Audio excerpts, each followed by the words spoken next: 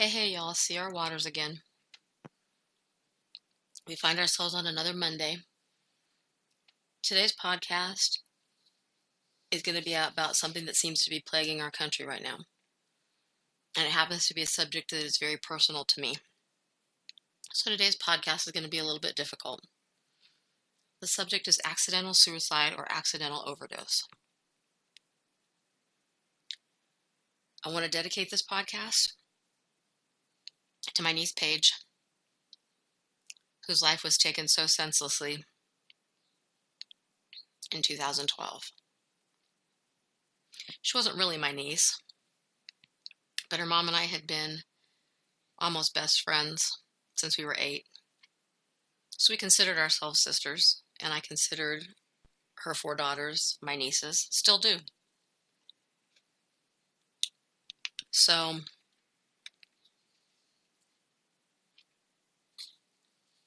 I want to dedicate this podcast to the loss of a beautiful life.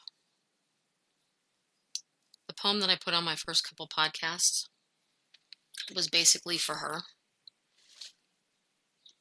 So I want to read it to you guys again. She made broken look beautiful and strong look invincible. She walked with the universe on her shoulders and made it look like a pair of wings. And Paige was exactly that.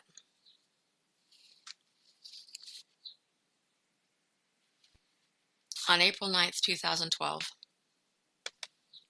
I got the call that no one ever wants to get.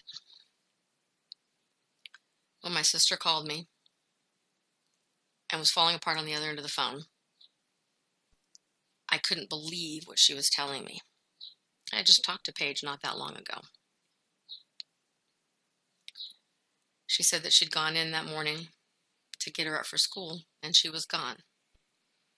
And that she still didn't have any answers from the coroner as to what exactly had happened. But that somebody said that they had suspected some sort of overdose. They lived in Tennessee at the time. I lived in California. So I got the next flight to Tennessee to go do the most difficult thing I've ever had to do in my life. Watching my sister and my nieces bear the burden of that kind of unconsolable pain broke my heart. It was later determined by the coroner that she had passed from an accidental overdose of Oxycodone laced with Xanax. Her mom and her had gotten into an argument the night before, and she left to go to a friend's house to calm down and get her head back right. When she got there, this friend gave her a Valium to calm her down. And then after she relaxed, this same person that she called a friend gave her several drinks that had various pills mixed in with them. It was later told to her mom that the person that she considered a friend had gotten a bunch of different pills from someone she knew. So the medication that she put in Paige's drink was just a random mix of pharmaceuticals that nobody even knew what they were. My niece was not the kind of child that partied or used drugs regularly. She was a shining star and a beautiful angel. She was a Christian that was involved in her youth group. She was a kid that talked to and mentored her friends and anybody else for that matter. She had touched so many lives already, and I can't imagine how many lives she would have reached if her life hadn't been cut short. I know that her death wreaked havoc on our family. There's a huge hole in all of our hearts that can never be filled. I try every day to remember all the good things that Paige did and how many lives she had touched and how many plans she had, and I keep in my mind all the positive things, the beautiful little girl that I watched grow up and all the dreams that she had. And then I try to keep in mind that I know that she's in heaven with her Father now. And he must have had bigger plans for her than we did or than she did. And he knew that maybe the angels needed another member in their choir. All I know is that she is most definitely one of God's most beautiful angels because she had a beautiful soul. Clearly, this whole thing with pharmaceuticals and oxycodone is becoming a really big problem right now. Our kids are getting our prescription medications. I'm not sure why we find ourselves at this place at this time, but the sad reality is this is where we are. All of the street drugs that are out there, heroin, cocaine, meth, whatever they may be, are bad in and of themselves. But now we not only have to deal with those, but we have to deal with our kids getting a hold of our medications. Grandma's medications, dad's medications. When our kids are babies, they tell us that we need to make sure that all of our medications are put up, lock them up, put them in locked cabinets so that our little ones don't get them and take them and end up dying from an overdose. So then why do we seem to drop the ball as our children get older? There's this old saying that goes, little kids, little problems, big kids, big problems. And it's true. When our kids are little, we just have to keep them safe and love them. When they get bigger and they have their own minds, all that kind of changes. So yes, indeed, our little ones can get our meds and possibly overdose and pass away. However, we cannot assume just because our kids are growing up that we don't have to worry about them anymore. As our kids grow and can make their own choices, we seem to get more and more comfortable with giving them the ability to take care of themselves on their own. We seem to think that the decisions that they're making are based on some sort of wisdom or knowledge from things that they've lived or learned in their lives, which I'm not exactly sure why we would assume such a thing since their lives are so short. But we think that they can make their own decisions and show maturity in the decisions that they make. And that's not to say that our kids cannot make some decisions on their own, and it's not to say that our kids aren't smart and that they don't figure some of this stuff out. But if we look at our own lives, how can we possibly expect them to have that kind of wisdom when we as their parents oftentimes aren't capable of having it ourselves at our age? And we have a lot more wisdom behind us and a lot more years lived behind us. And we've seen a lot more things in our lives. So how can our teens show us maturity in the decisions that we make if we don't give them the tools they need to do that? We need to talk to them and show them these different things and talk to them and make sure they understand what repercussions any drug can have. We need to share with them some of our wisdom. And not that they'll always listen, but we need to at least try. So that when they're faced with these decisions, they understand the decision that they're making and the horrific consequences that could and often do follow some of the decisions that they make. So if your child tells you that they're going to a Skittles party or you hear them talking about one, they're not talking about the little yummy candies that we all eat. This is a different way of saying it's a drug party. It's where all the kids bring a handful of any kind of drug they can find, prescription or over the counter. They all take them and they throw them in a bowl in the middle of the table. And everyone grabs out a bunch of pills. And they just take them. They don't even know what they're taking. It's an extremely dangerous game. It's equal to or probably worse than Russian roulette because there's so many issues involved. They don't know what dosage they're taking. They don't know if they're taking an upper or downer at the same time. They don't know if the drugs are going to interact with each other the wrong way. If they mix, and it can be one drug doesn't mix with another drug, or one drug may not mix with any drugs. Or if they're taking a blood thinner or something that can cause serious problems. They also don't know whether they're going to have an allergic reaction to one or any number of the drugs. Because another major risk factor is that if the child has a medical condition that's either known or unknown, the drugs could have a direct effect on that condition or may hurt or kill the child. This is a huge, huge problem. Because with all the different pills and the just grabbing handfuls, so desperate to get that buzz or that high, the risk of overdose is astronomical. And there's a real possibility that it can kill your child or someone else's child. Skittles parties are becoming more common these days. It's almost becoming rampant among our teens.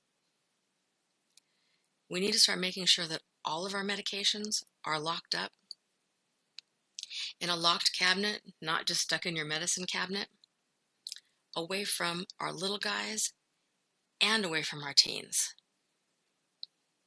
I mean, this is the life of your child or the life of somebody else's child. And that somebody else's child is probably going to be somebody that your children hang out with. One of the biggest things that we can do to help prevent this is to talk to our kids. I know, talking to our kids, always tough. But we need to talk to our kids more about this and a lot of other issues. I know talking about drugs with your teens isn't an easy subject. Most subjects with your teens aren't. But no matter how hard it is, it needs to be done. I just discovered in the research that I did that our medicine cabinets are the primary source of drugs for kids ages 12 to 14, especially girls. Because the girls look at them as being cleaner drugs than getting street drugs. The kids will get in and they'll take not only your prescription medication, but they'll take your over-the-counter medication, cough medicine, sleeping pills, anything that you can buy over the counter. All of those, if you take enough of them, have that same effect and will give you a buzz.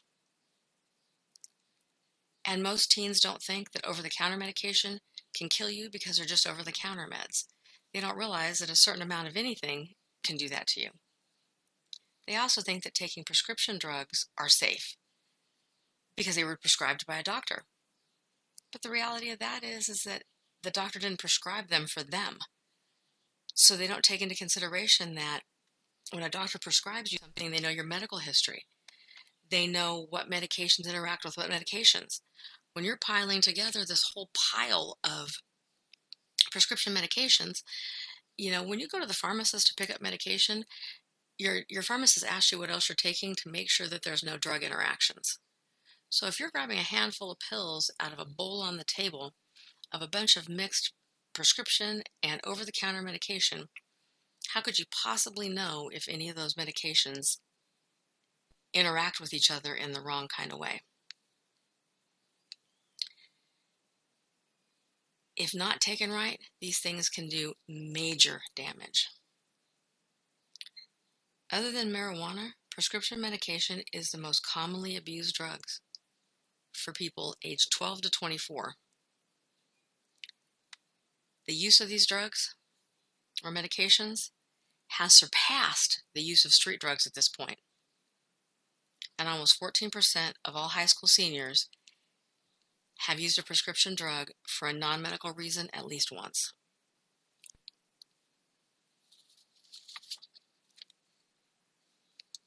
So if your child's using any kind of drugs, or you feel like they might be, or they're going to these parties, or you hear about these parties, even if you don't even suspect anything, talk to your kids. So if they see anything or think about going to one of these parties, they're at least going informed. Because these parties are extremely serious, and there's children's lives at stake here. There is help out there for your kids if you're really worried about them. But please don't fool yourself into thinking that just because it's a prescription drug, that it isn't the same as a street drug. It's just as dangerous. They can both kill your child. And even if it doesn't kill your child, there's so many other things that can happen that are almost just as dangerous. Mixing the drugs can cause strokes, heart attacks, irreversible brain damage. And the problem is when they have these parties, if somebody starts getting sick, nobody's going to report it. The child themselves isn't going to go see anybody because they're afraid they're going to get in trouble for having the party or being at the party. So they could have gotten help early and got the situation solved, but instead they don't get it checked out or don't get it looked at, which can lead to a far worse situation, and maybe damage that could have been reversed is now irreversible, and you have a child that's going to suffer for the rest of their life.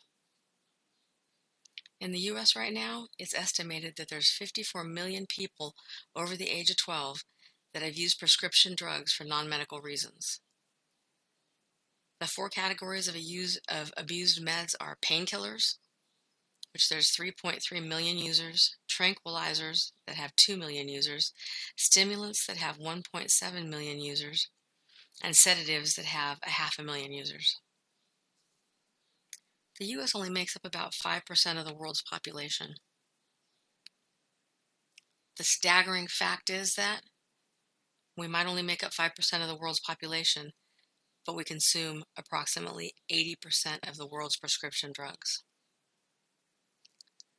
Opioid drugs contribute to 40% of all drug overdoses. This is serious, people. This is really serious. We all remember how we were when we were teens and all the things that pulled at us and that we experimented with and that we did. It's so much worse now. And they're doing things like this Skittles party where you just shove a handful of pills in your mouth and hope for the best. There's kids dying because of this. And my niece is one of them. This beautiful life, this sweet girl with everything in life ahead of her. An angel that had been through so much in her life and still managed to hold her head high and shoot for her dreams. And in doing so, she touched lives along the way. She mentored friends. She was part of her youth group. She's sorely missed by everybody that she touched in her life. And that life so senselessly had to be taken by a drug that was taken from somebody's medicine cabinet. We got to stop this, guys. We got to stop it now. It's an epidemic. If we love our kids, we have to take a step back and protect them. We have to remember that even though they're growing up, they're still vulnerable to these kind of things. Even though they're growing up, they still aren't grown up, and they don't have the wisdom and haven't seen the things that we've seen. We need to make sure that we give them all of the ammunition and the things necessary for them to be able to make good choices and to not be put in this kind of situation. Because I don't know about any of you, but the last thing in this world I want to do is bury one of my kids. I watched my sister bury my niece. I was there, and it ripped my heart out of my chest. The last thing in this world I want to do is watch it happen to one of my own kids. And the last thing you want to do is watch it happen to one of yours. So please, please, please lock up your medications. And let's start finding a way to stop these Skittles parties. We got to show our kids that we love them more than that. So anyway, this podcast is dedicated to my beautiful niece, Paige. I love her with all my heart, and I miss her terribly. To my sister and my other nieces, I love you with all my heart, and I'm so sorry all this had to happen. It was senseless and unnecessary. To everybody else, please be safe. God bless you, and good night.